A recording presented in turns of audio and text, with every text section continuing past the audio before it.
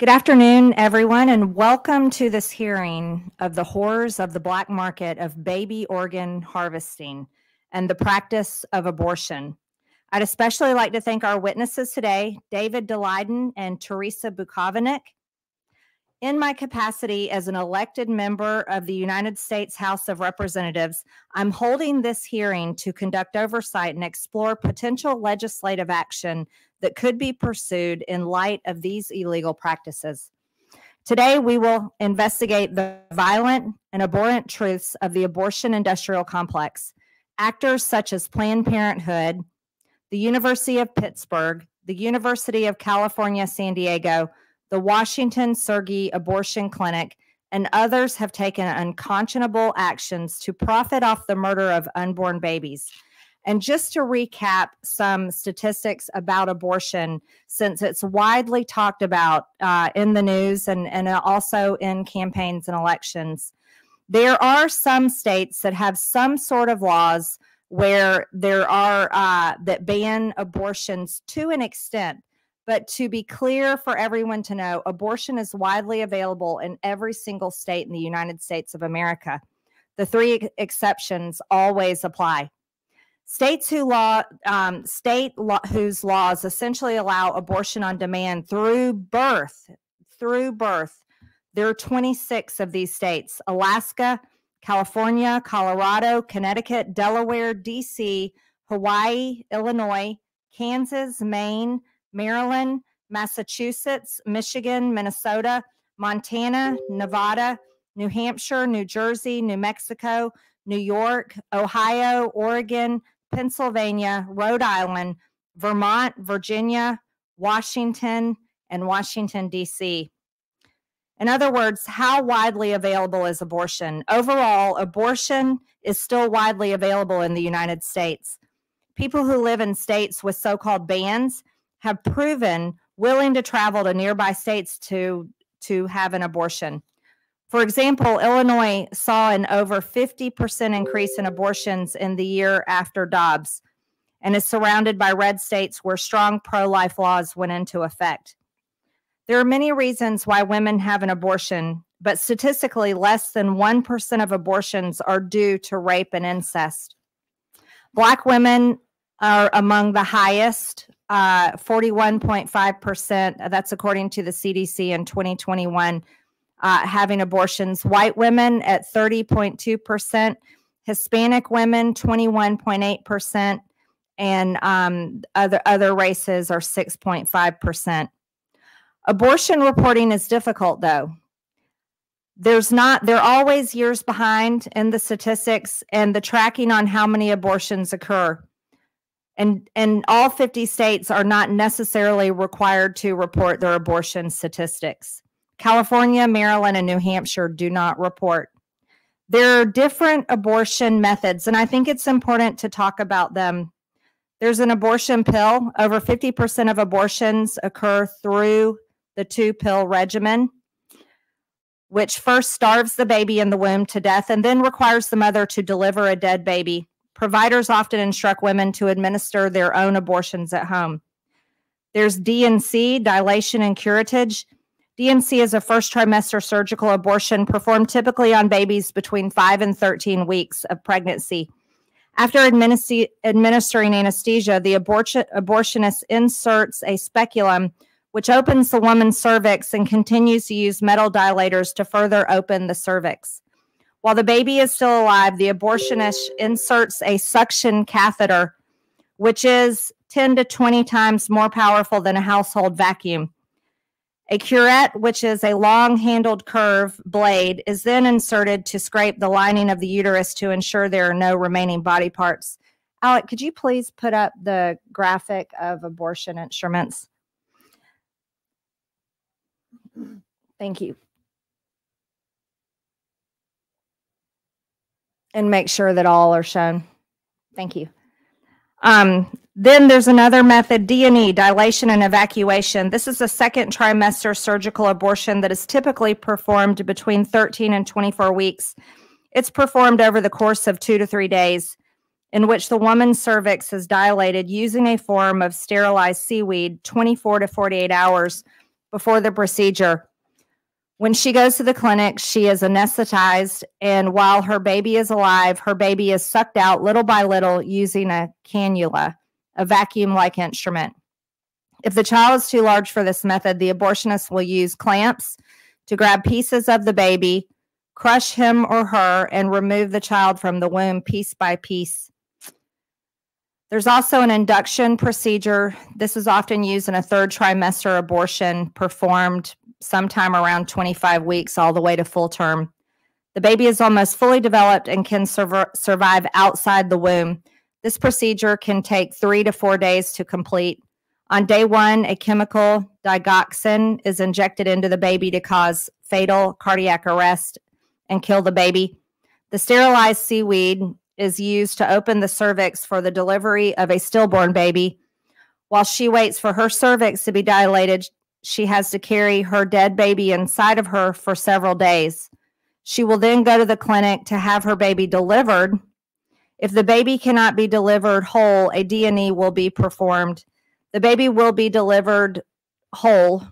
However, sometimes the woman will not be able to make it back to the clinic in time and may deliver the baby at her home, her house, her hotel room, or wherever she is. Then the abortionist will come and deliver and clean up. Then there's partial birth abortions. Partial birth abortions are banned under federal law. However, undercover videos released by CMP show that abortionists have changed procedures to perform partial birth abortions. These procedures result in the baby being partially delivered, and then an instrument such as scissors are used to tear or perforate the skull. Now, why am I describing the graphic and horrific methods of abortion? The reason why I'm describing that is because we don't really talk about abortion when we talk about abortion. Legislators like Congresswoman Miller and I, you usually see us on television or in hearings or on the House floor talking about abortion, calling it women's reproductive health care. I don't think anything I described sounds like reproductive health care. As a matter of fact, it's the exact opposite. The other problem about talking about abortion while we're talking about abortion is that most people refuse to really talk about abortion. And while we are not condemning any woman at all, no women are being condemned today, we're talking about what an abortion actually is. It's the murder of a child. It's the murder of a human being. And then what happens to the babies, the human beings, after they have been killed. And I think many women should know that. I think that's the part that women don't know, and it's completely unfair. Our witnesses today will speak about their investigative work in the abortion industry.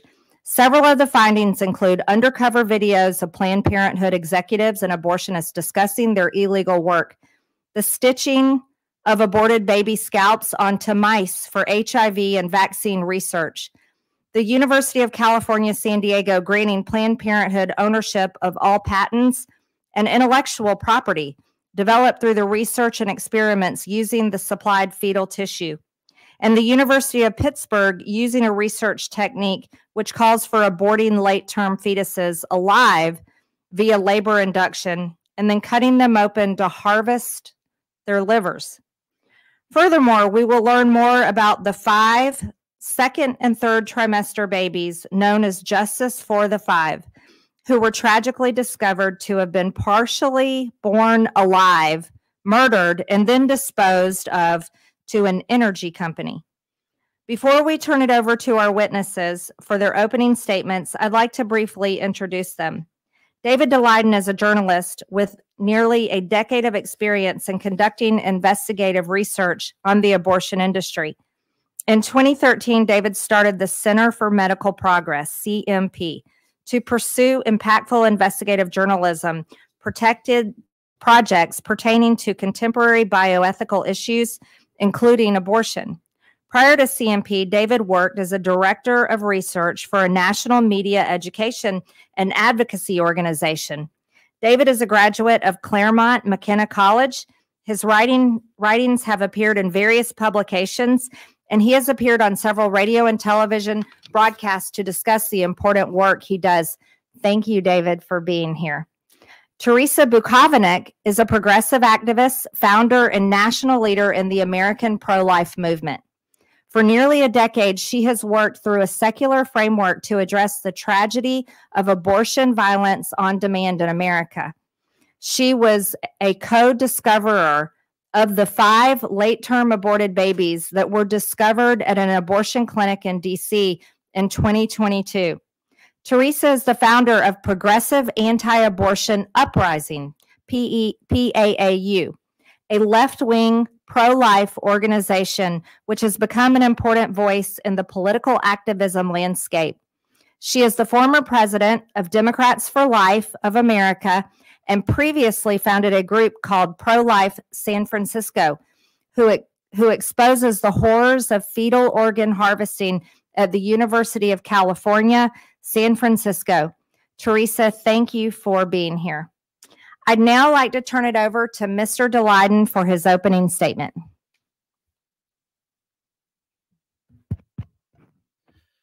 Thank you, Madam Chair, Representative. Thank you for the opportunity to speak with you today. My name is David Daleiden. I'm the founder and president of the Center for Medical Progress, a nonprofit investigative journalism organization that focuses on bioethical issues that impact human dignity, with a special focus on the trafficking and harvesting of aborted babies for experimentation. Before we begin today, I want to acknowledge that some of the many people viewing this hearing may have had a personal experience with abortion, and to express my concern that the taxpayer-funded abortion industry should never be in a position to exploit the circumstances that may have led you to have that experience. And also to note that what we will discuss today may be graphic. My organization is responsible for the series of undercover video reports in 2015 that caught Planned Parenthood's top-level leadership callously negotiating the harvesting and sale of aborted baby body parts. I'd like to play some of that footage now. We've been very good at getting parts on liver because we know that so I'm not going to crush that part. I'm going to basically crush below, I'm going to crush above, and I'm going to see that get it intact. A lot of people want intact parts these days because they're looking for specific nodes, AB nodes, SA. I was like, wow, I didn't even know. Good for them. Yesterday was the first time she said people wanted lungs. And then, like I said, always as many intact livers as possible. What would you expect for intact tissue? What sort of compensation? What sort of... Well, why don't you start by telling me what you're used to paying? I want to Lamborghini.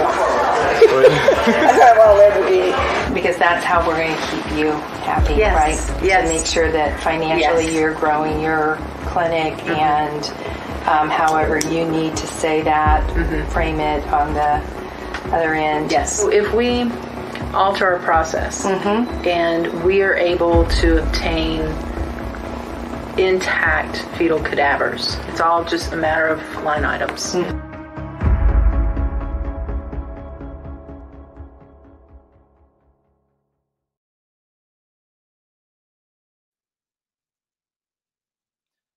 My undercover work in the abortion industry and subsequent investigative reporting has shown me a very dark and broken side of humanity.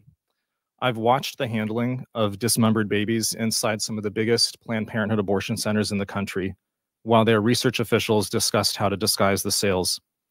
I've met with dozens of Planned Parenthood's top abortion providers at their lavish commercial abortion trade shows, sponsored by companies buying baby parts. At these trade shows, I consumed far more alcoholic beverages with abortion providers than my liver would like to admit, as they talked about the harvesting and sale of aborted baby livers. Sometimes I actually saw them start to tear up, describing the tiny brains and hearts and feet of premature babies that they dismember and brutalize before selling them, only to then see them steel themselves and shake it off as they tried to suppress the heresy of human feelings that the dogma of industrial-scale abortion cannot allow. I'll never forget when early on in my research, a whistleblower from fetal body parts company STEM Express told me about the biggest liver her lab had ever sold from a baby aborted at 5 months at the Planned Parenthood in Sacramento, California. They took the stem cells from the liver, put them in a vial, and sold them for $17,000 to another taxpayer-funded laboratory. Planned Parenthood says 75% of abortions take place because of financial problems. $17,000 might have been somebody's rent money for the next year. But for the abortion clinics selling and the government-funded laboratories buying, that 5-month-old baby was worth more dead than alive. I've also witnessed the apparent apathy of too many public officials in the face of such barbarism. It led one of my undercover investigators to remark in exasperation, if we asked STEM Express to ship a baby's head to the sheriff's doorstep, would they care more then? That was an ethical line that I did not feel like we could cross. I wish the taxpayer-funded clinics and laboratories involved shared the same views. Recent government-sponsored experiments on aborted baby parts involve stitching the scalps of 5-month-old aborted babies onto lab rats to keep the baby hair growing on the rodents. This was done at the University of Pittsburgh to develop a new experimental platform to sell to Big Pharma. FOIA documents we recently reported on show the fetal tissue bank at Pitt is under federal law enforcement investigation by the HHS Office of Inspector General. But since Congress members requested this investigation 3 years ago, there has been no update from the OIG. But our investigative reporting is ongoing. 2 weeks ago, we broke the story about a contract Planned Parenthood has with the University of California, where Planned Parenthood and UC San Diego agree for Planned Parenthood to sell its, quote, proprietary aborted fetuses in exchange for the, quote, valuable consideration of ownership of the patents and intellectual property the university develops using them, which could be worth millions of dollars in ongoing royalties. The transfer of any aborted fetal tissue for, quote, valuable consideration is a federal felony. But describing aborted babies as proprietary means Planned Parenthood thinks they own them and have a right to sell them. Whatever the total amount of the sales, this contract is irrefutable proof of Planned Parenthood's criminal mens rea to sell aborted baby body parts in violation of federal law. The abortion industry, led by Planned Parenthood, is a powerful special interest in our country. They fight to silence reporting on their black market of aborted baby organ harvesting, and the ongoing cover-up goes to the highest levels of our government. Kamala Harris, as the Planned Parenthood-endorsed Attorney General of California in 2016, raided my apartment to seize hundreds of hours of unreleased undercover footage.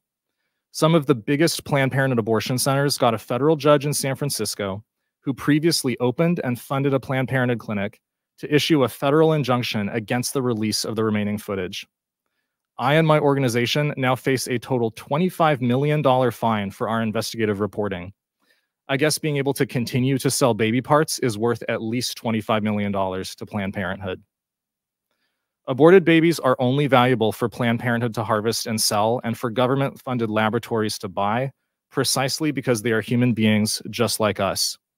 But the message that our civilization needs now more than ever is that the value of every human being is infinite. At a time when powerful government and media forces are trying to silence this message, and well-meaning public officials sometimes struggle to find their voice, it is imperative for the People's House to reopen formal investigations of the black market in aborted baby organ harvesting so that taxpayer-funded entities can never put a price tag on human beings. Thank you.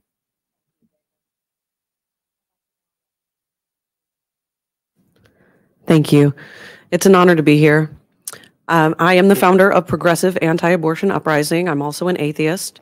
Progressive Anti-Abortion Uprising organizes activists for direct action, but also opposes abortion through a leftist lens. But in 2016, I left my corporate career in fashion to found my first organization, Pro-Life San Francisco. I wanted to help families in crisis, and I wanted to be a voice for the unborn in one of the most pro-abortion cities on the planet. But soon after, I learned that the top abortion training program in the country was headquartered at the University of California, San Francisco. It's called the Ryan Residency. And I also found out that UCSF was engaged in some very high-profile fetal tissue research projects. Alec, could you put up that first slide for me? This is just showing that by 2016, they had trained nearly 3,000 OBGYNs to perform abortions. And you can go to the next slide. So one of these studies that I found out that they were involved in it was involved humanizing the immune systems of cohorts of mice.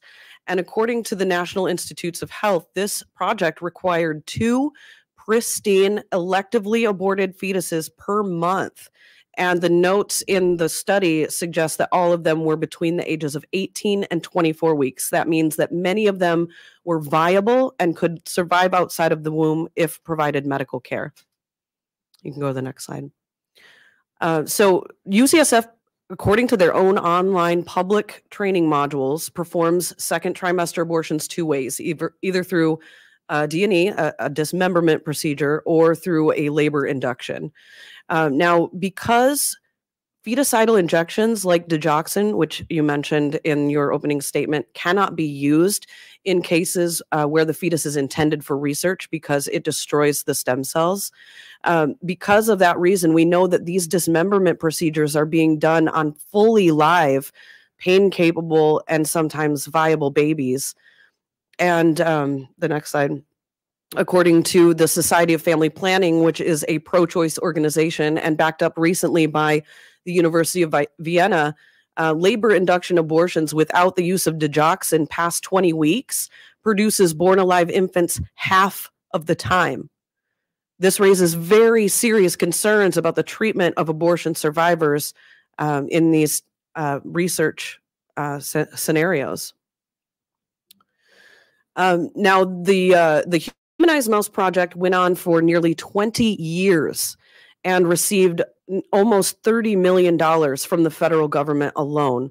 Last year, you can see in 2022, the federal government spent $57 million on fetal tissue research. And so in the years that I've been battling with the university over public records requests, I finally was given access to some of the fetal tissue logs that came to me in the form of dozens of these types of emails.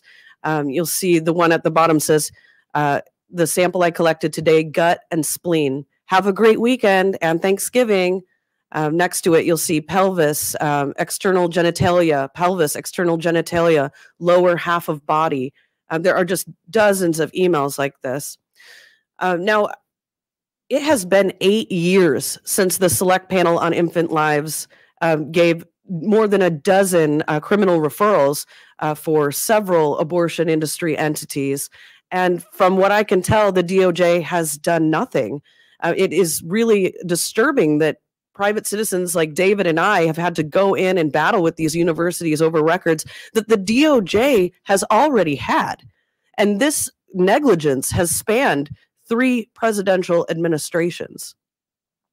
Now, on March 25th, 2022, if you can go to the next slide, my colleague Lauren Handy and I went to the Washington Surgery Center. This was after I founded Progressive Anti-Abortion Uprising.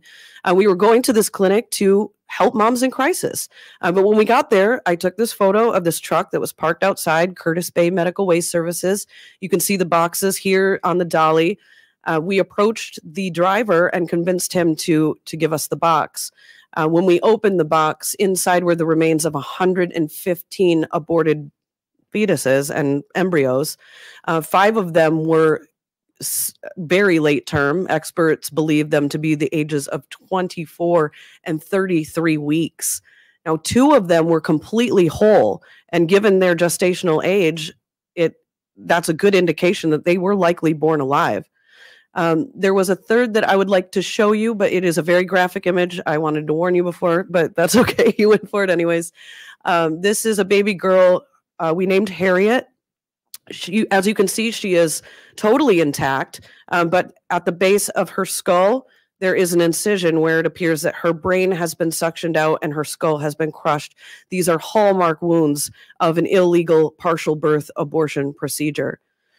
Now, these babies were not intended for fetal tissue research. They were headed for an incinerator, a Curtis Bay incinerator, to provide renewable energy for the city of Baltimore. You can go to the next slide. This is my colleague, Lauren Handy. Now, the DOJ has also seemingly done nothing to investigate the deaths of the 5, but they did spend time and resources prosecuting and ultimately convicting my friend Lauren under the FACE Act for doing a totally nonviolent sit-in at that same clinic where we found the babies. And these are the other defendants that stood trial with her. They are all in prison right now awaiting sentencing. They've been in prison for more than 7 months. You can go to the next slide. Oh, there wasn't one. Okay, yeah. So Lauren and I, we have literally seen the victims of abortion extremism. We have held them in our own hands. We have looked at them face to face. Okay. They were not trash to be burned. They were not spare parts to be experimented on. They were human beings just like you and me. Now I'm going to conclude my opening testimony with a video that I took that day that we opened the box. What you're watching is my colleague Lauren opening the first bucket that we opened, which contained the remains of a baby boy we named Christopher X. The voice you hear on the video is mine. This is extremely graphic, so I want to warn you, but I'm so happy to be here today. I'm so grateful, and I look forward to hearing your questions. Thank you. I think he was born, I think he was like, he's whole. He's whole. He's whole. Oh my God.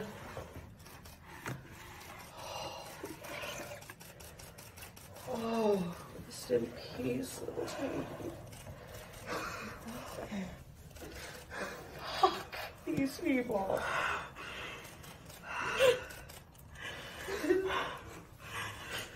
This is not fucking okay. Okay. I don't know what to do next. Where is the deacon? He's right here.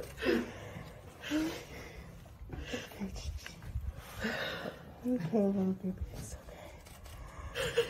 It's okay. He was definitely, he was born alive. A little boy. It's okay. It's okay, little boy. That's okay. Oh, sorry. Oh, sorry.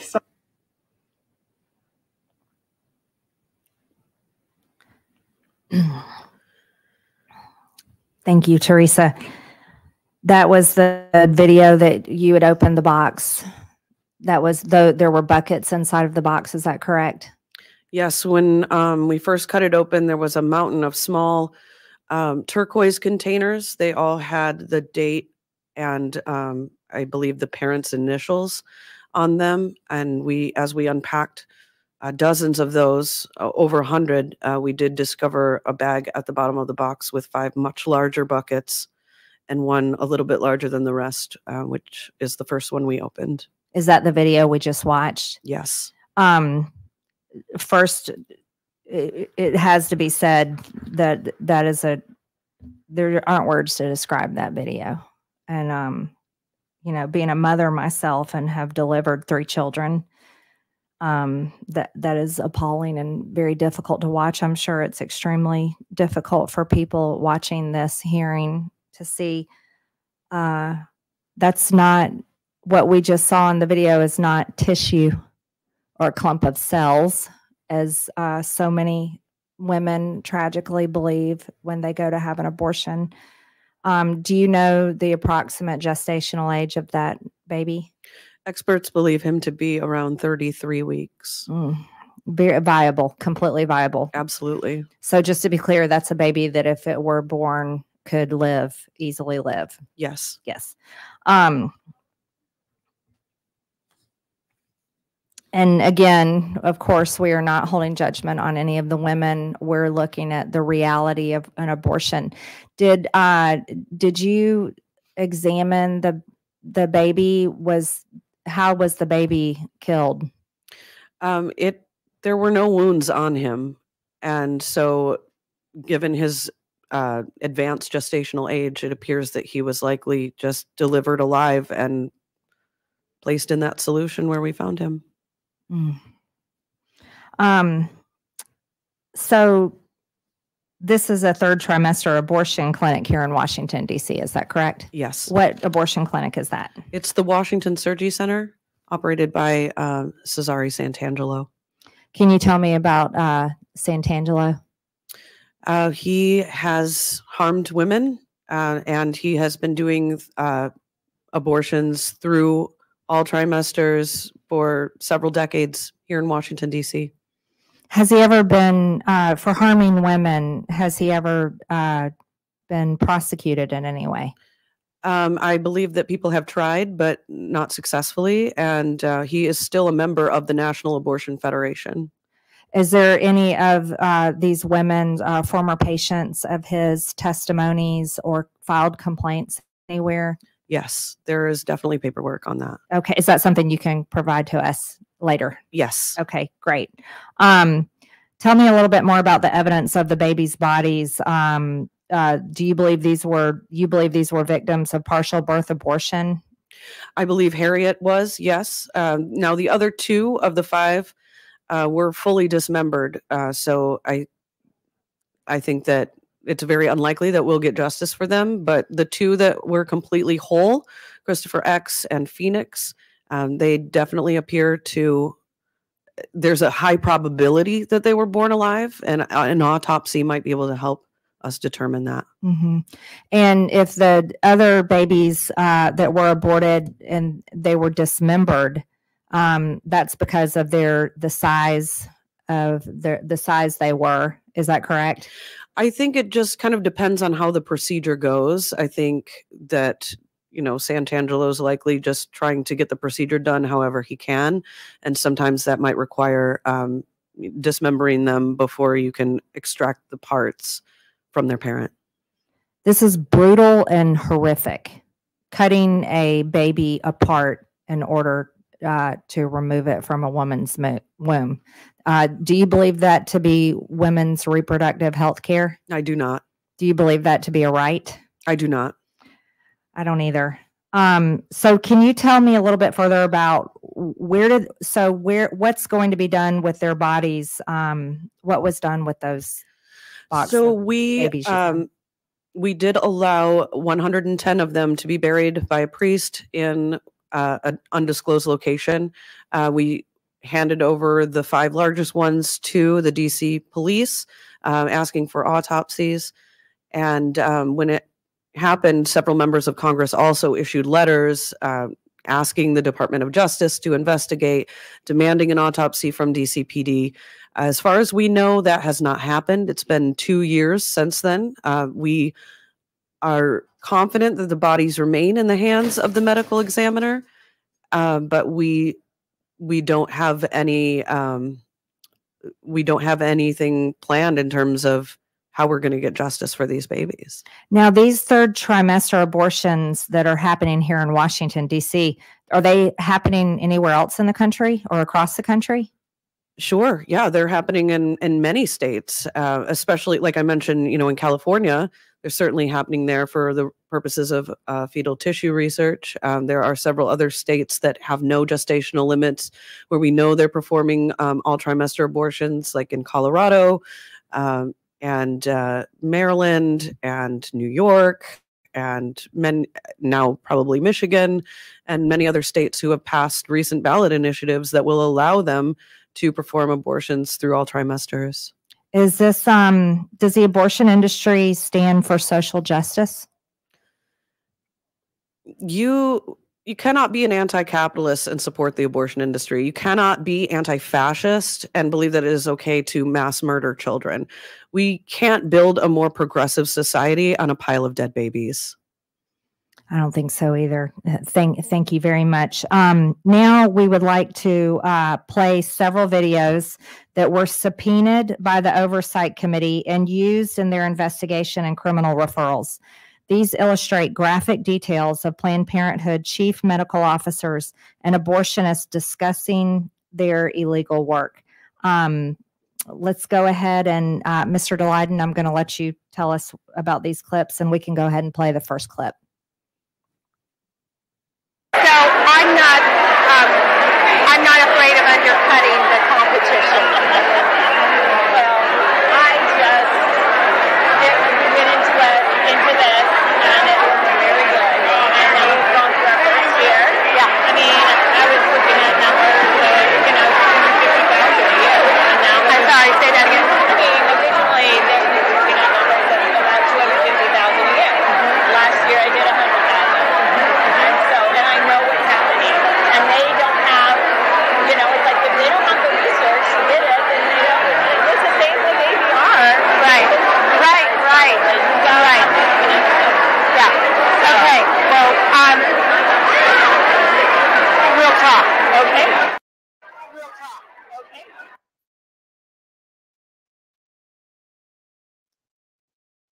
Can you give us context of that clip? Certainly. So that is a video clip from a conversation that I remember very well. That particular piece of footage was filmed by one of my fellow undercover investigators on the team that I trained in 2013. That is a video clip from a fancy exhibit hall reception at a top abortion industry trade show in 2015. These are the trade shows put on by the National Abortion Federation, which is basically a proxy group for Planned Parenthood. It's the biggest trade group of abortion providers in North America. At least half of their membership is Planned Parenthood, and about half of their board leadership is Planned Parenthood affiliated. That particular clip shows one of the conference sponsors of that trade show discussing her abortion clinics in the Seattle, Washington area that at the time were contracted with the company STEM Express, which was a biotech company that had the business model of going into abortion clinics around the country, purchasing the aborted baby parts from the abortion clinics, and then turning around and reselling them to various taxpayer-funded researchers around the country. And in that clip, the clinic director is stating that she had projections of making $250,000 a year off of selling aborted baby parts to STEM Express. Her personally, or her clinic? Her clinic. Thank you. Let's go ahead and play clip 2. I mean, we could pay you $1,000 up to $1,500 for a litter. Yeah. Because that's in such high demand from our. How interesting. Yeah. Okay. Yeah. This is great, and I think the fact that there's like for me, it's just like somebody to take it would be great. But I think financial incentive from you guys is going to be like to the people we have to get this approved will be very happy about it. So. Right. The financial incentive would make people happy. Yeah. Exactly. Is that what I'm hearing you say? Yes, absolutely. Okay. Yeah. Perfect. Yeah. Did I hear her say the financial incentive would make people happy? Yes, that's what you heard. That was the abortion services medical director for Planned Parenthood of New York City, which is one of the biggest Planned Parenthood abortion centers in the entire country. Let's go ahead and play the third clip. You know, I would much rather do 3 or 4 passes than 15. Right. Is that your average, like 3 to 4 passes to remove everything, or? Yeah. Charles listening in, she's like, you take notes, son. You keep track of it. Yeah. Oh, you probably do, actually. Yeah. It depends. I mean, there are some that are like, I need you to make one more pass. Like avoid PBA. Yeah. I was like, to avoid the federal law. Too close. I was like, oh, wait, so you're sitting there like coaching her, like watching how to. No, but I mean, we know, right? Like if I'm doing a procedure and I'm in fear that it's about to come to the umbilicus, I might ask for a second set of forceps. Hold the body at the cervix and pull off the leg. Oh, so you get okay. So it's not right. PBA. So that's where if you've got it coming out to the umbilicus and that torso area is also intact, that's when I start to get excited because that's all the organs in there that were right there. I mean, I find that even if I can't get it out intact, I can still get you a good sample. Now, if you just do a disarticulation though, while sitting, so you'll pop a leg off or whatever, then you're free, right? Like it counts, and so then you can just bring the rest of it through all in one piece because you've already done a disarticulation. Correct. Yeah. And usually at that point, And you probably do the whole intent statement thing and all of that with the ones. Yeah. I'm sorry, I'm a little shocked. Did I just hear her say that if she can get a leg or if she can dismember the baby in any way possible, then she's passed the federal ban? Is that what she was saying, the federal law? So if she can pop off a leg, then it's no longer illegal. Is that what she was saying? Yeah, so there's several different things going on in that clip. That is a conversation that I remember very well that I had with the chief medical officer of Planned Parenthood Gulf Coast, which is one of the biggest Planned Parenthood. It's among the top. It used to be among the top Planned Parenthood abortion centers in the country. Now, abortion is illegal, is a felony in Texas. So that clinic has been, as far as being an abortion clinic, has been shut down. But that's a conversation with the chief medical officer of Planned Parenthood Gulf Coast, as well as their vice president of abortion access, together with the two of them. This was a conversation that I had with them undercover, discussing how we might be able to set up a contract for Planned Parenthood Gulf Coast selling aborted fetuses and aborted fetal body parts to our test undercover company to then turn around and resell to taxpayer-funded researchers. And in that clip, what the chief medical officer is describing is how they think that they can try and skirt the federal law against partial birth abortion, where if the baby is coming out of the mother, is being pulled out of the mother with the forceps past the baby's umbilical cord, which is one of the anatomical landmarks, which is written into the federal partial birth abortion law, that if they're afraid that it's getting too close to an obvious partial birth abortion situation, that the doctor will take one set of forceps, hold the body of the 4 or 5 or 6 month old baby at the woman's cervix, and then use a second set of forceps to pull off a leg or two from the fetus, and then allow the rest of the baby to be delivered.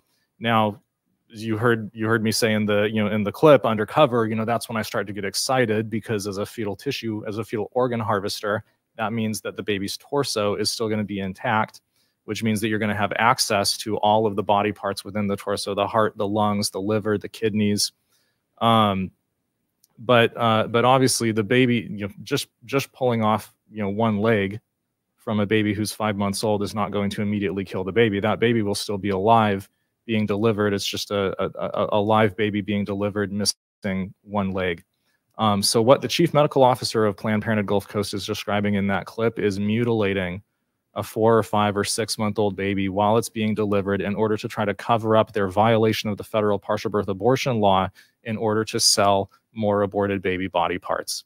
And the second thing that you heard her say in that clip is that they use what Planned Parenthood National calls an intent statement, where there's actually a checkbox in their medical forms. And this is mandated by Planned Parenthood National to all of their regional offices around the country, where there's an intent statement where the doctor is supposed to check a box before doing the late-term abortion saying, I do not intend to do a partial birth abortion, basically. And they feel that immunizes them from any accusations of having done a partial birth abortion because they, quote unquote, did not intend to do that. As the national medical director, the senior director of medical services at PPFA told me undercover, quote, what ultimately happens doesn't matter so long as they check the box beforehand. It's obviously it's a legal fiction. It's almost like saying, I do not intend to rob a bank, and then going and robbing a bank. It's still a crime. And the federal Fifth Circuit actually pointed this out a couple of years ago when a Planned Parenthood lawyer tried to defend this in front of them. But that's exactly what you're hearing in this undercover video clip from the leadership of formerly one of the biggest Planned Parenthood abortion centers in the country. Mr. Daleiden, are any of those people in jail? No. Why not? I don't have complete personal knowledge about that, but as far as I can tell, it's because the federal investigations of Planned Parenthood for trafficking aborted baby body parts and committing partial birth abortions, those federal investigations stalled. And justice has not been done in that case yet. So these people are talking about ripping apart, barbarically ripping apart live babies so that they can deliver an intact torso so that they can then harvest their organs to sell to people that are buying their organs. Is that correct? That's correct. And these people are not in jail? Correct. Thank you. Can we play the next clip, please? My coping mechanism is to focus on the baby fetus. Reverence for something that was once alive and now it's not. That's the hard part about this stigma. I have an issue with patient pain. It makes me feel like I'm a bad person inflicting pain. I take that home with me, and I have a really hard time with it. Another. An eyeball just fell down into my lap, and that is gross. And but I'm saying to myself, this abortion is going well, and it's going safely, so I'm fine.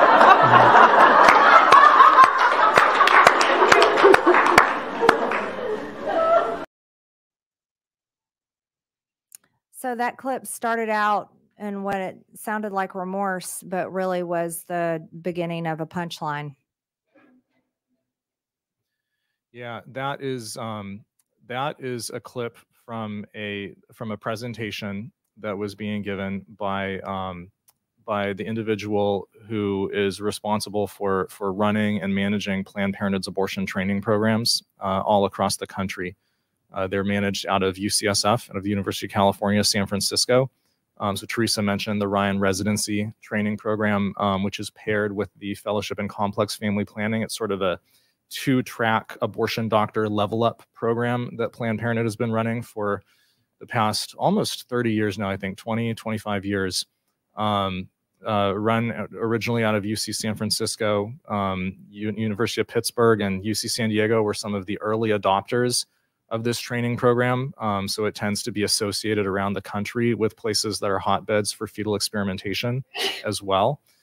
So that's the national director of that program on that clip, who is reading quotes from what they call psychosocial workshops and values clarification workshops for the medical students and the newly minted doctors that they are training and grooming to do later and later abortion procedures.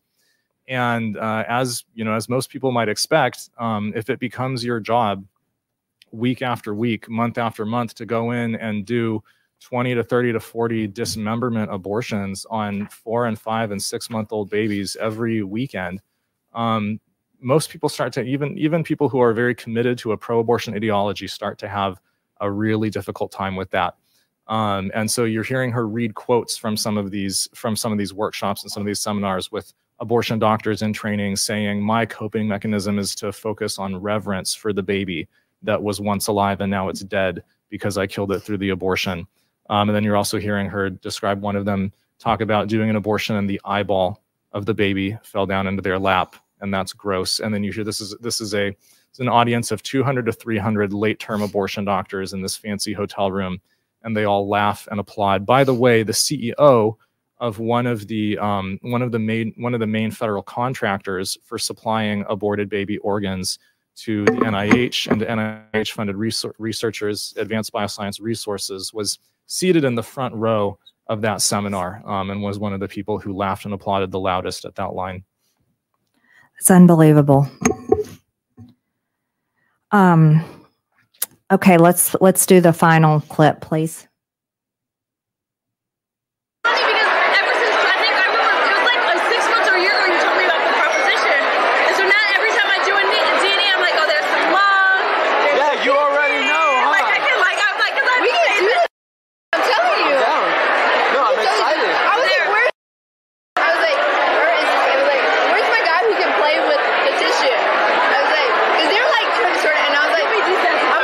Picking up some more, you know, they're like, well, can you show us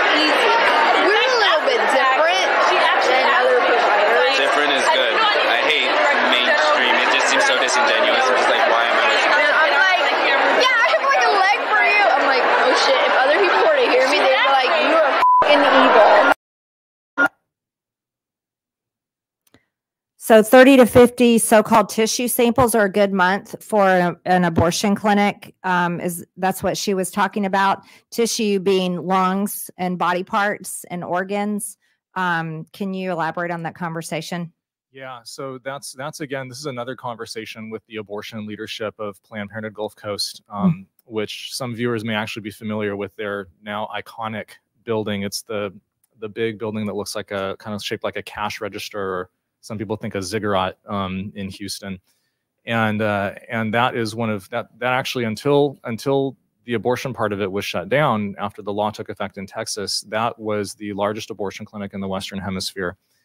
So that's one of Planned Parenthood's mega clinics, as they're called. They in this conversation, talking about 30 to 50 specimens of aborted baby body parts per month. That's just the second trimester fetuses that they're talking about. Those are just the later abortions that they're talking about, 30 to 50 a month at that single clinic. In this conversation about, again, a conversation about creating a contract to sell aborted baby body parts to a biotech company. The other line that is interesting in that conversation, and I don't know if I don't know if people caught it. It may have gone by kind of quickly. Is the vice president of abortion access is talking about the quality or the intactness of the aborted babies as they're coming out and what's available. And she says that sometimes they come out really good, and it's like there's only just an arm that's disarticulated. So she's describing, again, a baby that comes out entirely whole except just missing an arm because just the arm has been pulled off with the forceps during the extraction. So again, that's describing a baby that's delivered alive, just missing an arm. And she's describing this as something that historically they have seen at that clinic in Houston. So these are second trimester babies who do feel pain. They do feel pain. Of course. And they're basically brutally murdering them in order to harvest their organs. They call it tissue, but we're talking about lungs. We're talking about livers. We're talking about eyeballs, as they have stated. And they are brutally murdering them in order to get these things. Now, what I'm hearing, and as you said, you've been to these conferences, abortion conferences, to the point where you've talked to so many abortionists, executive directors, people that run these abortion clinics. It sounds like, and can you confirm, the whole goal is to get tissue, so-called tissue, or the whole goal is to get healthy, viable organs that they can sell for research purposes or whatever the purposes are. But it sounds like they are directed to make sure that when they abort a baby, that they are getting body parts that they can sell because it is so lucrative. Is that accurate? Absolutely. Among the dozens of top-level Planned Parenthood abortion providers that I and my team spoke with at these various meetings, every single one of them agreed to change the way that they were doing their abortions in some way to try to make sure that they could harvest the highest quality saleable body parts. So let's be very clear with the public. I've never seen a commercial or an ad for a Planned Parenthood or an abortion clinic that said, we are going to make sure that we're able to harvest as many body parts from your baby that you no longer want as possible. I've never seen an ad or a commercial that says that, or a billboard per se. The only ads and commercials I see is trying to appeal to women in crisis who may have an unplanned pregnancy, and are not knowing what to do. And they're saying, come in here. This is where we take care of women's reproductive health care. And they're appealing to women and helping them during a crisis. But when we get behind closed doors, as you have done in your work as a journalist, an independent journalist, you have uncovered what the real truth is. The real truth is it's all for profit off of harvesting the organs and body parts of these unwanted babies, these unwanted human beings. And that's the real truth. Is that an accurate assessment? So that's a completely accurate assessment. Planned Parenthood is committing really a fraud on the public and on taxpayers. And it's sadly very ironic. If you look at the so-called consent forms that they sometimes present to their abortion patients to try to get them to agree to give over the baby body parts, they explicitly promise to the abortion patients, to the pregnant women, that we will not change anything about the way that we do your abortion in order to harvest body parts. But then, as you say, behind closed doors, every single one of them, every single one of the doctors agrees that they'll change the way they do the procedures in order to get the most marketable body parts. Absolutely. They're willing to rip their arms and legs off. They're willing to change the way they do the procedure. They admitted it themselves in these videos in order to make sure that they can get the tissue. Are they rewarded financially that you have been able to uncover? Are they specifically the doctors, the nurses, maybe the lab technicians, people that work in the abortion clinics? Are they rewarded financially for harvesting a higher number of baby organs or body parts? Is that something you've uncovered? Yes, there are multiple streams of payments, multiple people getting paid, multiple streams of revenue going into the abortion clinics and the people who work with them or who work in them as a result of harvesting aborted baby body parts. In some cases, when you have an outside biotech company like a STEM Express or ABR going in, the clinic is getting paid a certain amount of money per resellable organ that is harvested from the baby. In other cases, for example, STEM Express, one of the abortion doctors from one of the biggest Planned Parenthood clinics they were working with in Northern California was actually on the payroll at the outside biotech company as well. So the clinic was getting paid and the abortion doctor was getting paid as well. In other cases, like, for example, what CMP just published in the past 2 weeks about this contract that we discovered between Planned Parenthood in Southern California and the University of California, Planned Parenthood is actually selling the aborted fetuses in exchange for ownership of the patents and intellectual property that the University of California develops using the aborted baby body parts, which on its own could be worth up to millions of dollars in ongoing royalties over the years. Interestingly, in the years since that partnership was established between Planned Parenthood and UC San Diego, some of UC San Diego's biggest financial backers then turned around and extended millions of dollars of grant support to Planned Parenthood as well. So there's multiple different streams of a lot of money that flows to Planned Parenthood as a result of these very lucrative research contracts. So lots of people are getting paid for harvesting and selling aborted baby body parts, and it's disgusting. And they sound very excited about it while they're drinking and carrying on and making jokes.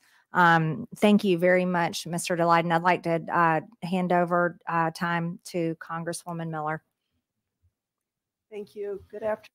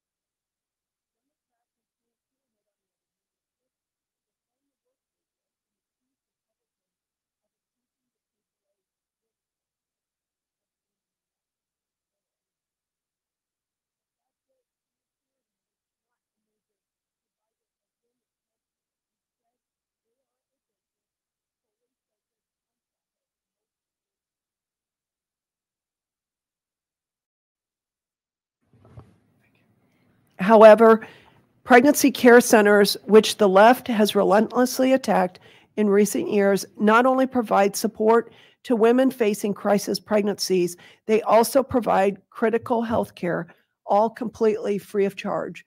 And I just so appreciate even how the relationships they build with these women and help them in this time of crisis. Planned Parenthood's goal is to perform as many abortions as possible for maximum profit, regardless of the women they hurt or how many may die from taking mifepristone. It is illegal to perform late-term and partial birth abortions, and it's illegal to use taxpayer funds to perform abortions or abortion-related services. Yet Planned Parenthood continues to get by scot-free, profiting from preying on poor and vulnerable women in crisis situations. Planned Parenthood continues to strategically place their abortion mills in poor and minority neighborhoods. We must call on the Department of Justice and the Department of Health and Human Services to enforce federal law and stop Planned Parenthood from their illegal activities. We must stop funding these centers of death.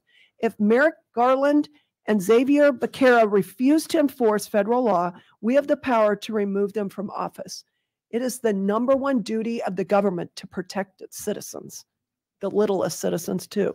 Yeah. We must protect the conscience rights of hardworking American taxpayers who don't want their money going toward eliminating the next generation. Planned Parenthood won't survive if existing federal law is enforced. Their funding will dry up and they will no longer be able to continue harming the women they purport to help, which I think is interesting. They want to help women, but yet they want to keep the women in the dark.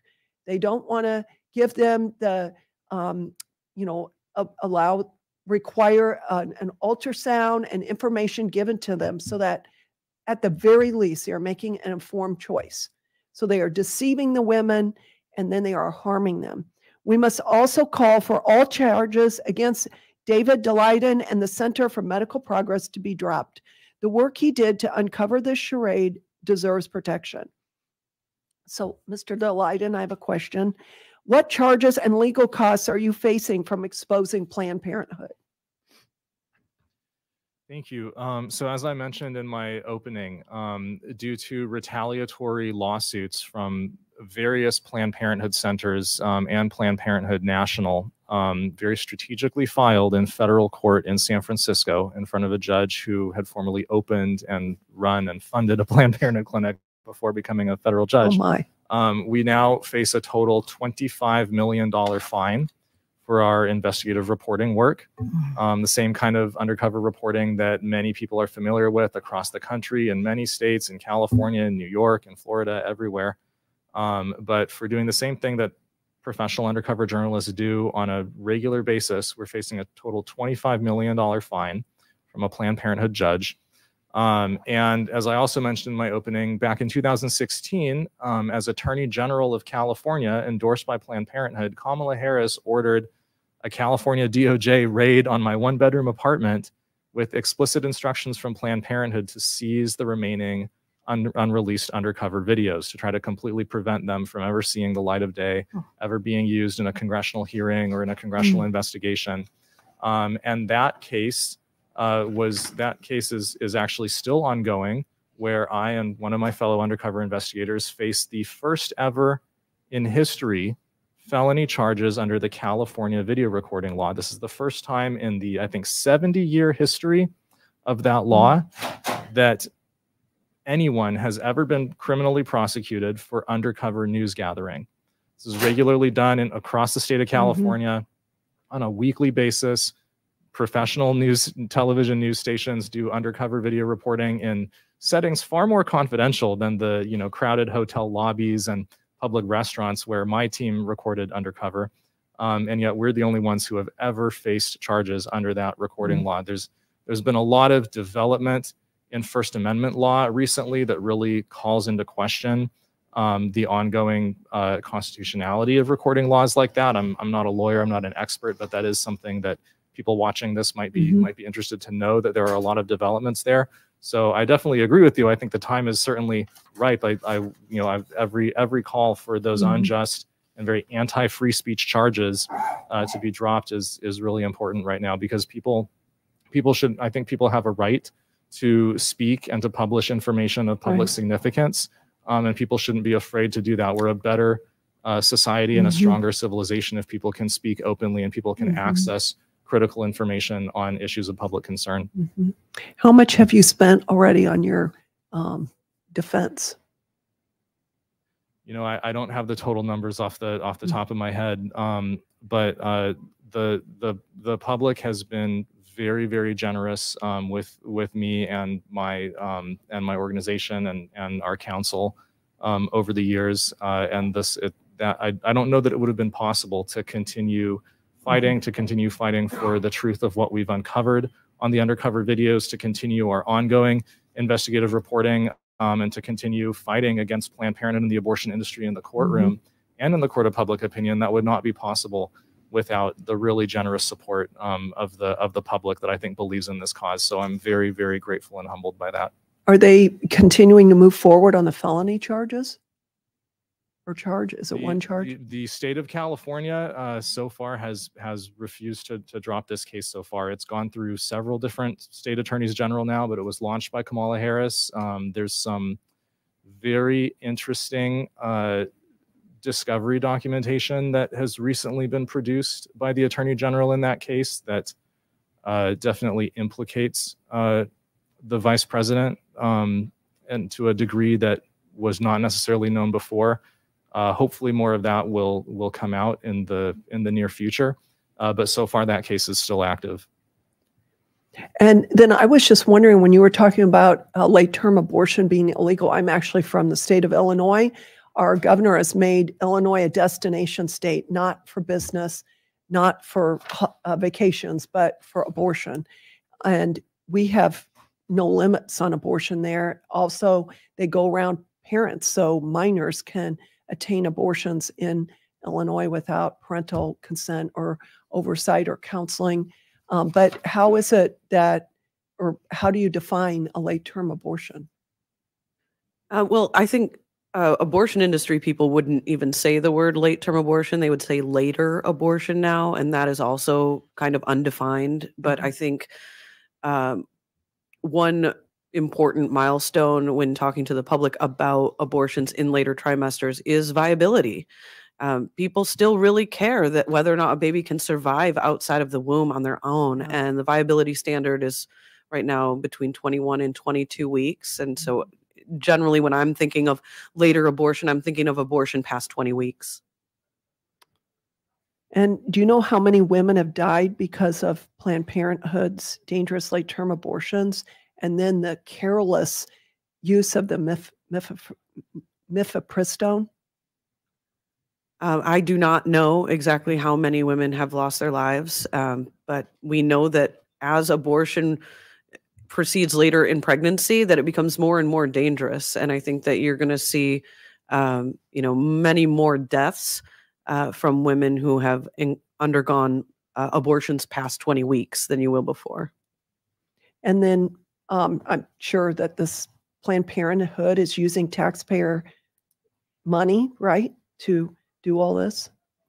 Yeah, absolutely. Planned Parenthood has tried for many years to claim that their taxpayer funding doesn't have anything to do with their abortion business, which is really, it's just a complete lie and fraud for them to try to say that. The abortion clinics, keep the lights on using their taxpayer subsidies. They pay the abortion doctors using their taxpayer subsidies. In states like California, they do directly bill the Medicaid program for even the procedure billing for the abortion itself. But Planned Parenthood's entire infrastructure is shaped around being an industrial scale abortion business. And so whenever they are when they are lavishly supported by the federal government, that's what it's supporting. Well, I want to thank you both for shining light into the darkness and what you're doing. Proverbs 6 says that there's 6 things that God hates. One is a lying tongue, and the other is hands that shed innocent blood. And I just thank you so much for standing up. Yeah. Okay. Thank you very much. let's see, Ms. Bukovinik, I'd like to ask you a few questions about the Curtis Bay Medical Waste company. Now, you had stated earlier in your testimony that when you found this box, the truck that was picking up the box outside the abortion clinic here in Washington, D.C., was picking it up, and the truck in the pictures you showed said Curtis Bay Medical Waste, and it also said energy. Can you elaborate on that a little bit? So Curtis Bay operates an incinerator in the Baltimore area, and that incinerator creates renewable energy for the city. They recently, since this discovery, have been fined more than $1 million for illegally burning medical waste. My understanding is that the law in Maryland prevents them from burning certain types of medical waste, fetal remains being explicitly one of those. But they've been caught breaking those rules multiple times. They're supposed to burn everything that they're burning until it is ash, but they were just burning it halfway and doing it for profit. So we know that they've been hiding certain things. And, right after we made this discovery, they immediately changed their website. It originally had said Cradle to Grave Services. They changed it a few times right after the discovery and claimed that they had no part in this. But we know that they were absolutely taking this box to their incinerator. Well, there's two parties involved, obviously, the abortion clinic and then Curtis Bay as well. Can we pull that picture back up? Do you have that slide where it shows?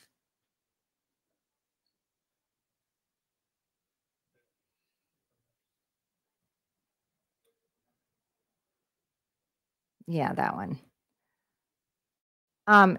Was there more than one box? And you only kept how many boxes? We took one. It was extremely heavy. It was very difficult to carry, but he allowed us to take one. There were two there on the dolly, and then I have another picture that isn't included here of one that he had just loaded onto the truck. So there were 3 boxes the same size coming from the Washington Surgery Center that day. And they were loaded onto this truck, and the truck drove away, correct? Yes, except that one of them remained with Lauren and I. Okay, now under the NIH Revitalization Act of 1993, it is unlawful for any person to knowingly acquire, receive, or otherwise transfer any human fetal tissue for valuable consideration if the transfer affects interstate commerce. This truck would have driven out of the District of Columbia into Maryland, correct? That's correct. And this Curtis Bay Medical Waste is located in Baltimore, is that correct? Yes. That certainly is interstate commerce. Is now when they take these boxes to the incinerator, is this to provide energy? Is this to create energy for customers of Curtis Bay?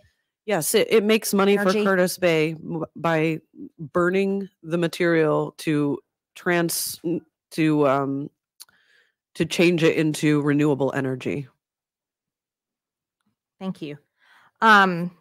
I want to take a second. Can we put up the slide of the humanized mice? The slide of the baby scalps sewn onto the backs of rodents, please.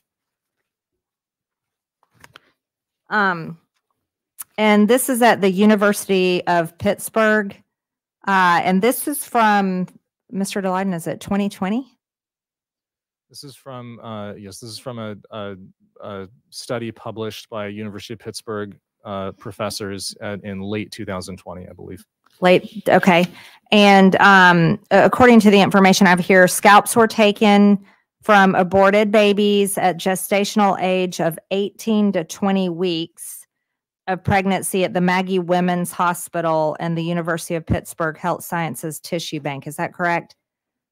That's correct. What age is viability for a baby that's born premature? With modern cutting edge medical technology, viability is at just around 20 weeks now, 5 months. So these are scalps taken from babies. Had they been given the opportunity to live or had been provided medical care, they could have possibly survived. Is that correct? Some of the bigger ones, possibly, yes. So in 2021, Judicial Watch and the Center of Medical Progress, CMP, announced that they received 252 pages of new documents from the U.S. Department of Health and Human Services that revealed nearly $3 million in federal funds were spent on the University of Pittsburgh's quest to become a tissue hub for human fetal tissues ranging from 6 to 42 weeks gestation. Full-term baby is 40 weeks. Could you elaborate on that a little bit? Sure. So, so the FOIA documents that CMP obtained a couple of years ago from HHS and NIH are specifically for the Good Map program, which was a special NIH program. It's actually still going on. A special NIH program for aborted fetal kidney harvesting from late-term aborted babies. And the University of Pittsburgh submitted a grant application to the NIH in 2016 to become the national distribution hub for the late-term aborted baby kidneys to NIH projects all around the country. University of Pittsburgh has been a major hub for fetal experimentation for decades and decades and decades, going back even before abortion was legal. There's actually archival footage on YouTube that people can watch of live fetal experimentation that was documented at the University of Pittsburgh as early as the 1950s. It's quite disturbing. But so the University of Pittsburgh submitted their grant application to the NIH in 2016 to become the distribution hub for the aborted baby kidney project in 2016, that they were going to run through their Health Sciences Tissue Bank, which I think has now been renamed to the Pitt Biospecimen Core. But it's basically the fetal tissue harvesting bank that the University of Pittsburgh has run for many, many years. The abortion services and the abortion training program at University of Pittsburgh are run by Planned Parenthood abortion providers. So it's Planned Parenthood abortion doctors, taxpayer-funded Planned Parenthood abortion doctors who are running the abortion services at McGee, at the University of Pittsburgh, and supplying the aborted fetal body parts both for the NIH Good Map program and for the fetal scalp experiment that we see on the slide right now. Through further FOIA documentation that we received in the past year or so, NIH emails with research officials at the University of Pittsburgh disclose that the HHS Office of Inspector General has actually opened an investigation of the tissue bank at the University of Pittsburgh. It's been 3 years, as I said in my opening statement, since Congress requested that investigation to be opened, and there's been no public update from the OIG yet about what they've discovered or what they're finding. Of course not. Thank you for explaining that. So here's something that I find interesting, and I don't understand this at all. The documents also showed that Pitt's proposal further included a racial target for harvesting of human fetal parts. Of its planned aborted subjects, Pitt desired 50% to be minority fetuses. The proposal suggests that subjects be diverse and be of an appropriate racial mix because Pittsburgh is diverse. So they wanted the babies that were killed and their fetal parts that they had harvested to be reflective of Pittsburgh's diversity. But however the numbers say otherwise, it's really interesting. If you look up the U.S. Census Bureau, shows that Pittsburgh is close to 70% white. So why would they want a 50% minority sampling of baby organs and baby parts that had been aborted when Pittsburgh is about 70% white? Make this make sense. It makes no sense at all to me. It's one of the most distressing parts of this grant application, and it's I don't know if it's possible to understand it, but the University of Pittsburgh, as basically a diversity and inclusion bonus or benefit of its grant proposal, advertised to the NIH that a benefit of the way that it was going to execute on this grant proposal was that it was going to disproportionately target minority women and infants for its late-term aborted baby kidney harvesting program. It's extremely distressing. It's repulsive. It's horrifying, actually. I'd like to recognize Congressman Chip Roy from Texas. Thank you. I just first want to thank Congresswoman Green for her leadership in putting this together. We need to be doing more of this, and thank her for her leadership on a number of different issues, this January 6th and other things that we've not done enough for with respect to hearings and exposing for the American people the truth. And this is one of those areas, one of the issues. It's not a direct criticism of any member. It's just kind of the way this place works or doesn't work. So I applaud you and appreciate you doing it. And sorry for being late. I had a conflict that went late. Don't want to repeat anything, but didn't catch the first portion of this. But I just want to thank the two of you for being here, and thank the two of you for what you've done to bring to light so many of these important issues, particularly over the last decade, as we've sort of the brutal truth of the abortion industry is becoming more understood, which many have known but didn't have the ability to see. And thanks to you all, they're sadly seeing the sheer brutality that that Congresswoman Green was just alluding to. A couple of quick questions. One, more specifically, back to the I just kind of hate just saying DC-5 because it becomes like a term as opposed to 5 human beings. But I understand what we're trying to do with respect to that issue. And again, if it's already been covered, forgive me. But for my purposes, I want to be able to ask these questions. But it's still true that no independent examination outside of the DC Medical Examiner's Office has been conducted. Is that correct? To my knowledge, yes, that's correct. And why is that problematic? Just in short order, why do you see that as a problem? Because there are very likely federal crimes that have been committed here. And the DOJ is spending their time instead prosecuting and jailing my friends for totally peaceful, nonviolent direct action, when instead they should be going after killers who are committing federal crimes. And so on that point, right, I mean, what we have is that a spokeswoman from the DC police stated that the determination was based on the on-scene investigation conducted by the Office of the Chief Medical Examiner, correct? That's correct. Right. But nothing else. And not to harp on it, but I just want this to be clear for the record, because people need to know that, and that there's a bit of a conflict of interest there, with that being the only source for whether the laws were followed.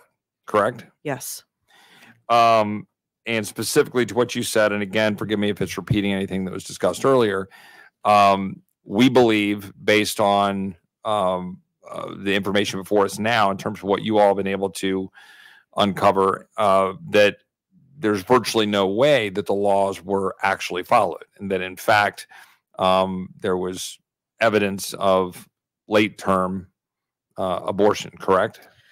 Yes, late-term abortion in and of itself isn't necessarily a federal crime, but leaving a baby to die after they've been born is, and so is partial birth abortion, and those seem extremely likely for at least 3 of the DC-5.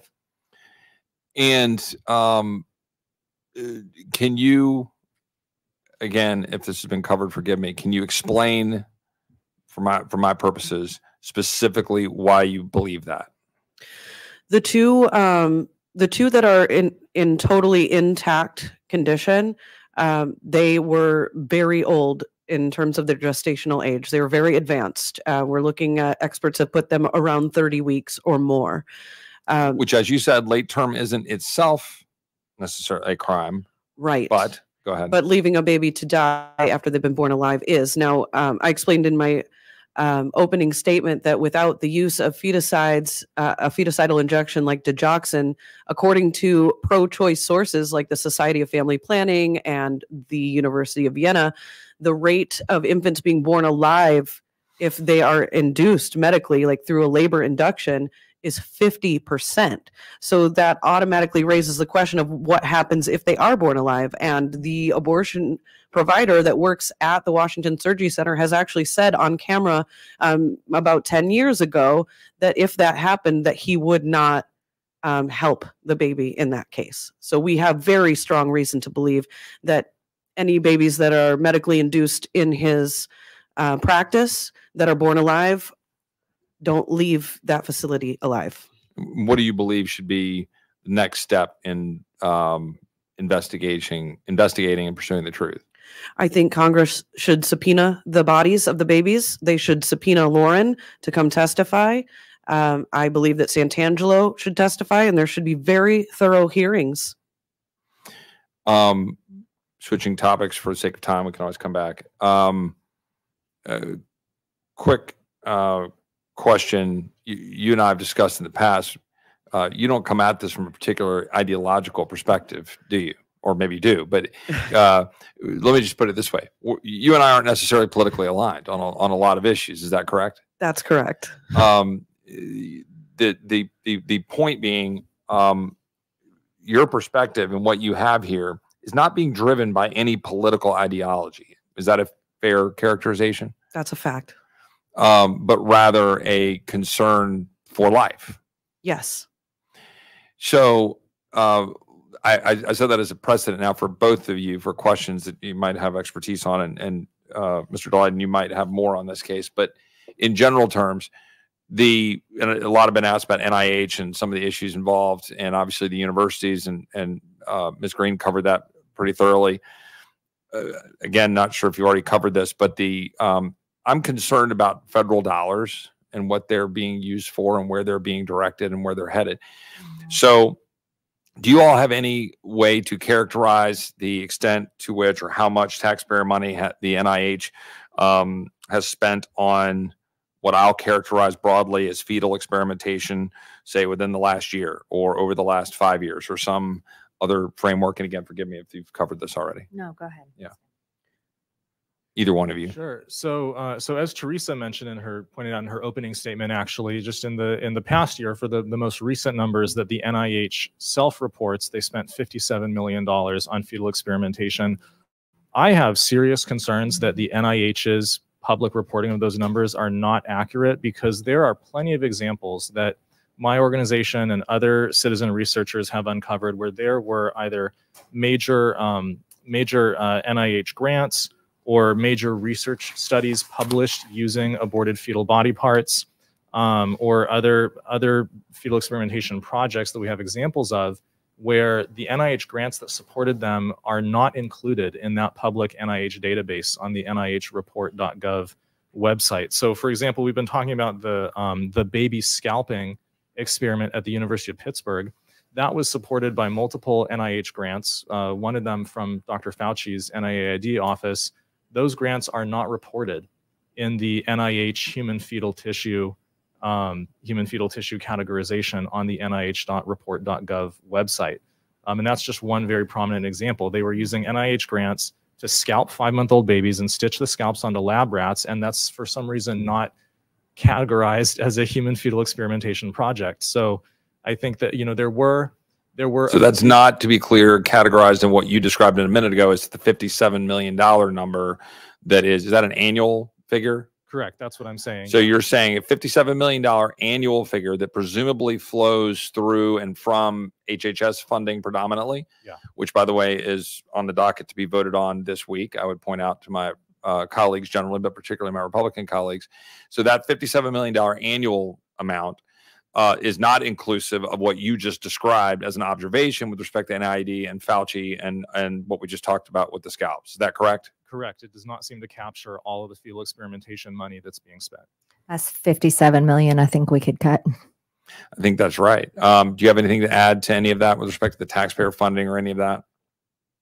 It's 57 million is actually one of the lowest years. If there were some years, I think on that chart that I showed, where it was like well over 100 million. So, but I think that David's point is really important, that they are hiding some of that money, and we need to make sure that there is oversight to that. So to be clear, and I'll pass it back over, is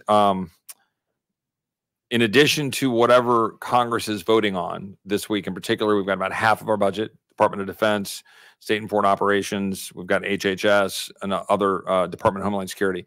There are significant measures that we will be voting on that are abortion related, specifically abortion tourism at the Pentagon, for example.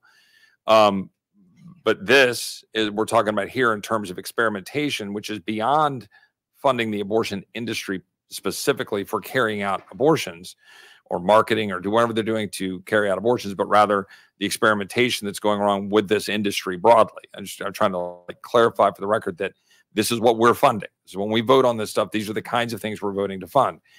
And I think that merits a great deal of focus for our colleagues. So I appreciate that. Last question for you, Mr. Daleiden. I was the first Assistant Attorney General in Texas in 2015. And you might understand why that is a year that is important. I had to sit and watch a lot of videos, all of them that we had in our possession. One of the things that has been raised over the years by my colleagues and others and obviously was litigated in court, was the question of the veracity of the findings by virtue of the methods by which the information was acquired. Can you just speak a little bit to that about what has been uncovered and the methods to uncover them and the veracity of what was uncovered, irrespective of some of the allegations or characterizations of it? If that makes sense? Sure. Yeah. At the end of the day, the video camera doesn't lie. The footage that I and my fellow undercover investigators recorded was recorded on police quality, law enforcement quality undercover equipment. We provided all of we've provided all of that footage to certainly to Congress under subpoena and to other law enforcement agencies when they requested it. Planned Parenthood has actually stipulated in a sworn court stipulation that the individuals captured and recorded on the footage did indeed speak the words that they are recorded speaking on the video footage.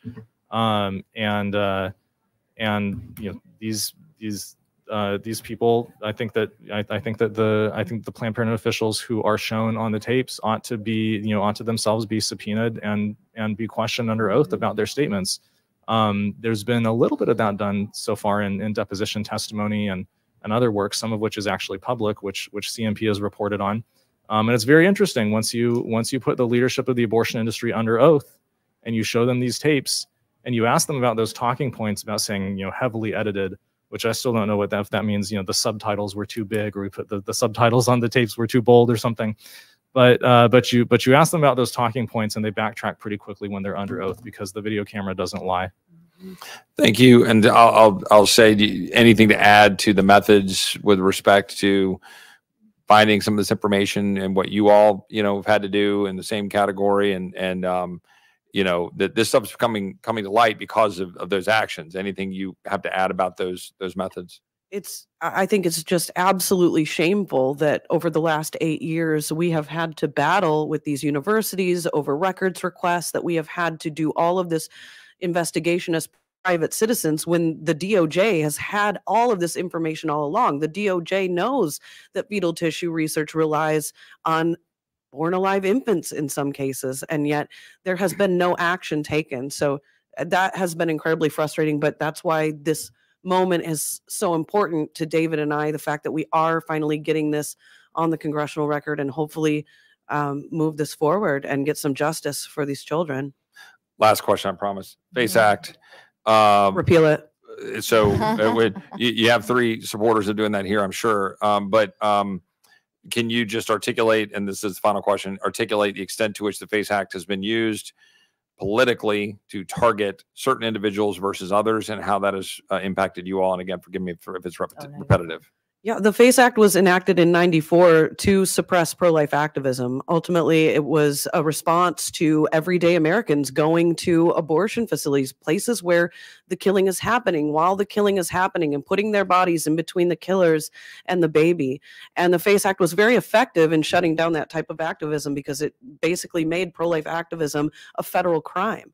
And my colleagues are literally in jail right now under the FACE Act for totally nonviolent, peaceful sit-ins that are similar to many other social justice movements. And those people are not facing these kinds of charges. And the FACE Act was originally pitched to protect churches and pregnancy centers as well. But what we're seeing is the total weaponization of this law, that it has been used hundreds of times against peaceful pro-lifers. And I think it's been used twice against violent pro-abortion activists. So there's just a total unequal application of this law.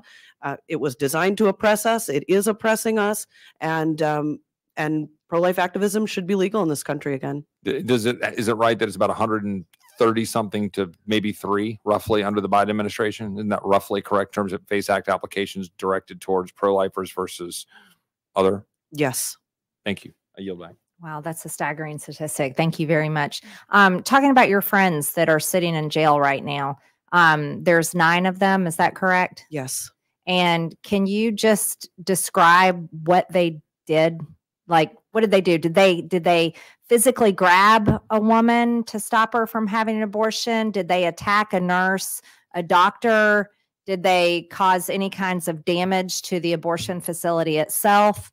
They did not. They did a sit-in at the abortion center, totally peaceful, non-violently. Some people are Christians and were praying.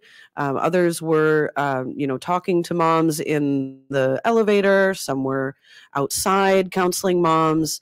This was just a pretty standard sit-in for any other type of justice movement. Kind of like when the Ceasefire Now activists come and they come into our buildings, and they like the Cannon building where my office is, they come and they sit in and they have their protest. A couple times they have gotten a little bit violent with Capitol Police, only a few times, but then they're all removed. None of them are sitting in jail, and none of them have been prosecuted like your friends have. How many years in jail are your friends facing once they have their sentencing hearings? So they were taken to jail immediately when they were convicted, which was quite a surprise. And that was in August. They've been in jail since then, and they will be there until May when their sentencing happens. At that time, each of them are facing 11 years in federal prison. That's incredible. Certainly we will pray for them. It shouldn't be that way. And we will repeal the FACE Act if we can get our opportunity. I know each of us definitely would. Let's switch gears and talk about women for a minute. How much is the average abortion? Either of you, I don't know. How much would it cost? The latest figures from Planned Parenthood and from the Guttmacher Institute, which is basically the research arm, the public policy research arm of Planned Parenthood, would put the average abortion price anywhere from $550 to up to $800. It sort of depends on whether it's being done at an independent abortion center where it might be a little cheaper, or if it's a chemical abortion drug abortion being done at a Planned Parenthood, where they tend to mark it up a little bit more, and it's closer to $800. The abortions at Santangelo's clinic past a certain point run into the over $10,000. Is that for a late term abortion? I would say abortions probably past 24 weeks are going to be $10,000 and above. Extremely expensive. One of the forms here that the Judicial Watch got from their FOIA shows the cost or actually the prices of livers. Now this is back in 2012. So I mean, imagine inflation has driven that price up, right? I'm sure it's a lot more. And it says they're $580 each, $580. So if a woman is paying somewhere around $500 to $800, for an abortion, up to $10,000 for an abortion, then we have the abortion clinic getting paid handily, probably now thousands of dollars for organs. Is that correct? Yes, and so many of these patients are being just totally exploited by this industry. Months before Lauren and I recovered this box, we were at the Washington Surgery Center. We met a mom inside who was facing an eviction, and she was literally there for an abortion because she was going to get evicted from her apartment. We were able to connect her with another organization that helped do the heavy lifting fundraising, get her rent paid, and she walked out of the abortion clinic that day. There are so many parents here in DC who feel that they have no other option, and then they end up in a place like Santangelo's where he is going to exploit them for his own personal profit. It's lucrative business, the abortion industry is. Yes. So here we have women, you know, and I don't know a statistical number for this, but women who are obviously in a crisis, likely financially, maybe their living situation, you know, maybe their life choices, and they're obviously going to an abortion clinic because they feel they have no other choice, you know, is usually the standard situation. Wouldn't you say that is the case? More often than not, yes. Yes, more often than not. Not every case, but more often than not. And then here, the information provided publicly is that this abortion is a solution to solve their problems, where there are so many other wonderful solutions that can be provided to women in crisis so that they don't have to have an abortion. You know, just being a believer in humanity and a believer in people's goodness on the inside, I cannot imagine that hardly any of these women or young women, I mean, we even heard on one of these clips, being as young as 16 years old, in their worst nightmares could ever imagine that the baby that they chose to have an abortion is being dismembered, being cut open alive for their organs to be harvested and then to be sold for profit. I think this is the information that every single American should hear, and this is the information that needs to be known. I have a question for both of you. Now, if you're, you know, let's say that the three of us up here are business partners and we have a restaurant. And so people that come to our restaurant can obviously write reviews about the service and how our restaurant is. And then there's people that, you know, that come in and will have to and look at our kitchen and make sure our kitchen is safe, make sure that we're meeting all the standards. Is there any type of regulatory agency that is a watchdog, so to speak, on abortion clinics? Is there something like that in existence? No, I don't believe so. And I think a good example of this is the case of Dr. Kermit Gosnell in Philadelphia in the early 2010s. He was prosecuted for snipping the backs of the necks of several, probably thousands of babies throughout his career who were born alive and left to die. And he had committed many crimes before that. He had killed women. He had been improperly prescribing medication. I believe all of the local institutions that would have been in a position to intervene failed to. And when the grand jury wrote their report, they cited that they believed that that was probably because they didn't want to stigmatize abortion or abortion providers. It wasn't until the DEA actually went in on some drug charges where they ended up doing the investigation and exposed what he had been doing. But there is so little oversight for any of this. This is how Santangelo continues to operate. You see the mayor and the DC police literally saying, nothing to see here. There's literally no oversight.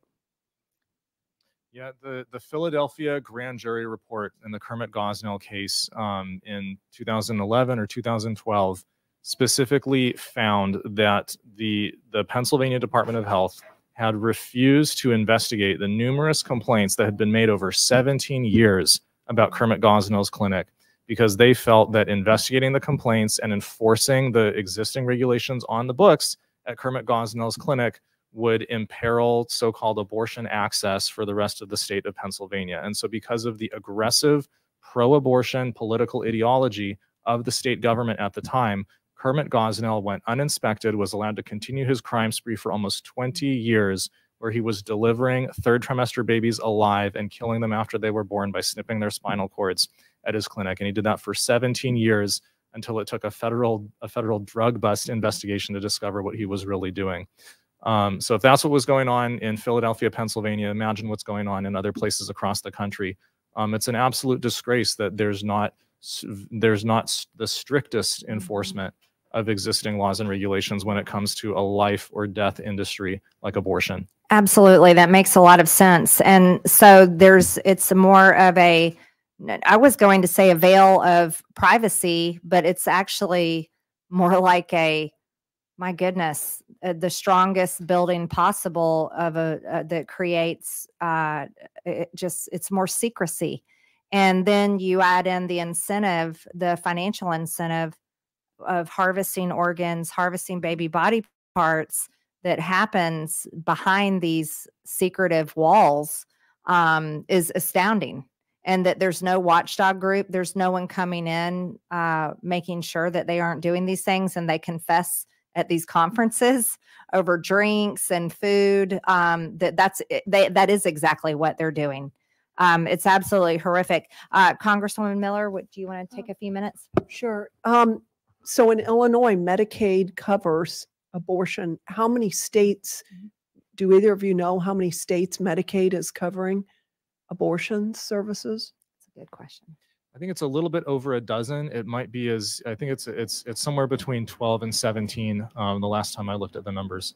So number one, we're forced to fund Planned Parenthood through our tax dollars. And then we're forced to fund it through Medicaid. And then I'm sure you would agree that when women find themselves in the situation, whatever is driving them to do it, this is an incentive. It's incentivizing them to get the abortion because it's covered medically. And then also in Illinois, I believe that they're forcing a lot of insurance providers to cover it, which is unbelievable that this is happening. That is terrible. Yeah, and and even worse, the market for aborted baby body parts incentivizes the clinics and the people who work in the clinics to make sure that certain abortions happen in order to supply the experimental demand for the body parts. So it basically adds a second level of abortion quotas to the clinic's operations. So it's been widely reported over the past several years that Planned Parenthood explicitly sets abortion quotas for its clinics, where there's a certain number that they have to meet quarterly for their revenues. If they're selling body parts on top of that, there's an additional layer of quotas that gets added because certain abortions at certain gestational ages, and even down to targeting specific patients, like we see in the Pittsburgh grant application, those abortions have to happen in order to fulfill the quotas. So the collecting of cord blood, can it be used in the same scientific ways that they're using? I mean, can't that be used for these science medical? Absolutely. Experience? I mean, some of the so-called humanized mouse and humanized rat studies, do sound very Dr. Frankenstein, but it's possible to humanize the immune system of an immunodeficient mouse using full-term cord blood, using the stem cells from full-term cord blood, as opposed to harvesting late-term baby livers and thymus and kidneys in order to do it. So you can experimentally so-called humanize the immune system of a rodent using cord blood from a healthy full-term delivery that doesn't kill anybody. How much better it would be if our government subsidized the collection of cord blood and we had these big banks of cord blood, like for all kinds of medical procedures. Thank you. If they're scientists and they're good scientists, you'd think they'd be able to do that, right? Yeah. It's shocking. My question is how does this stop? I feel like if all of this information is put into the public, the public opinion would change. Teresa, you're a Democrat. Are all Democrat women staunchly pro-choice and pro-abortion? Is that true? No, it's not. 4 in 10 Democrats believe abortion should be limited to the first trimester. I think one of the main barriers that we have to reaching leftists is that many just don't believe that abortions past 20 weeks for elective reasons are even happening. And they think that it's just made up. But it's all there in black and white in the NIH studies. It's all very real. But none of that really compares to how real it was for me when I literally held them in my own hands. So do you think it's a lack of information, a lack of knowledge, just the fact that the American people have no idea the truth of the abortion industry? I think that that's a lot of it. I think, a lot of it has to do with political identity. And, we've seen studies that suggest that people's ideology doesn't form their politics. It's the politics that form the ideology. And so if they feel like I personally had negative feelings about abortion for nearly 10 years before I said I'm pro-life, because I thought I'm not pro-life because I'm not a religious conservative. So there's so much about the identity of being pro-life that leftists feel they can't fit into. But I think it's really important that we show that the pro-life movement is incredibly diverse.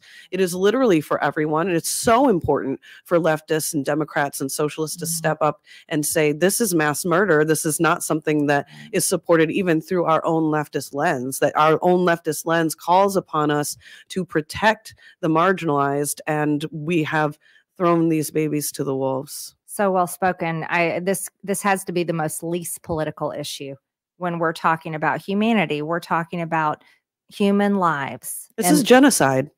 This is something that we all need to oppose. Absolutely. Well, the statistics are over 63 million people have been murdered in the womb. And if the statistics are true, right? Abortion has been legal in the United States of America since 1973. That's longer than I've been alive. Longer than you've been alive. It's been happening for so long, and it is genocide. I fully agree with you. And I believe there's a true lack of information due to the fact that they are covering this up and hiding it. And for the obvious reasons, if people really knew, really understood what an abortion really is, which I think is the most important conversation we can have. By the way, I want you to know we invited every single Republican member of Congress. I invited every single Democrat member on my oversight committee. Some of those include Alexandria Ocasio-Cortez from New York, Rashida Tlaib, and they include many different women from the Democrat side of the aisle in Congress. None of them were willing to show up, in spite of the fact they constantly want to talk about so-called women's reproductive rights, which is abortion.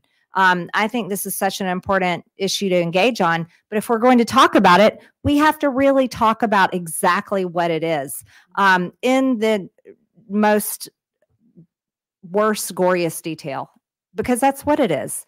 It truly is gory, horrific, barbaric, but apparently very lucrative. And I think that's the most disturbing side of it, other than it kills a human being. I feel so sorry for so many women that have been through an abortion and they have no idea what it really is. And I think that's many women, especially young women. I think many young women go in and have an abortion thinking that they're desperately trying to solve a so-called problem they have, when really that so-called problem would be the greatest blessing of their life. I think Mary and I both can say that, being mothers. It's probably the greatest job. And grandma, yes.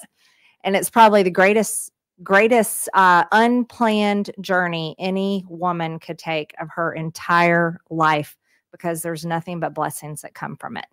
And that's what I would tell any woman even thinking about it. And then obviously, as you've stated, there's so many options and there's so many resources and there's so many people willing to help, not only financially, but providing, baby clothes to baby furniture to helping them find a job. The opportunities are endless when women choose life. But what we see today and what we've learned from both of you, and I thank you both for having the bravery and the courage to come here and tell these stories, because they come with a price. 9 of your friends are in jail and you are facing jail time as well.